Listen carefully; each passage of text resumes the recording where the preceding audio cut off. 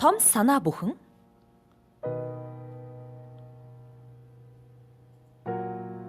энгийн зүйлсээс бий болдоггүй гэж юу?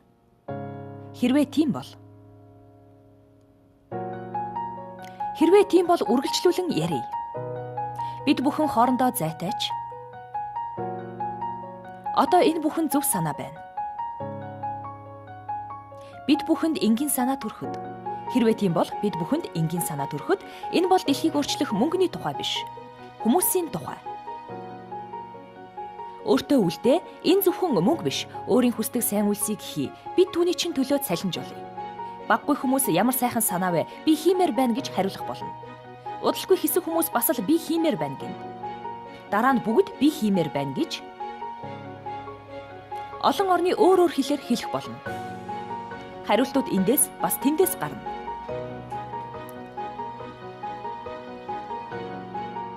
Бидэнд заа гэж хэлсэн хүмүүст энэ санаа.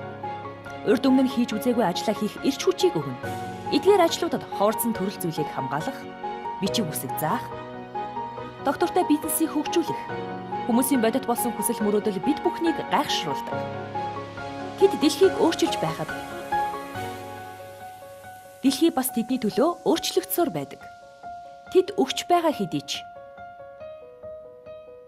буцаагаад түүнийгээ авдаг. Тэд бүр ихийг хийх хүслээр жигүүрлдэг. Тэд ихийг хийж бүтээх итгэлтэй болдог.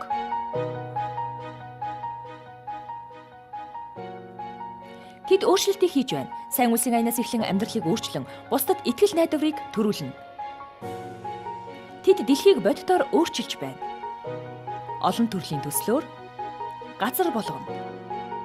Бас бидний төлөө. Бидний өчүүхэн санаа одоо жижиг байхаа болсон. Одоо бидний санаа биш болж та бүгд их болов. Одоо маш том болсон. Дэлхийг өөрчлөх үе хангалттай том.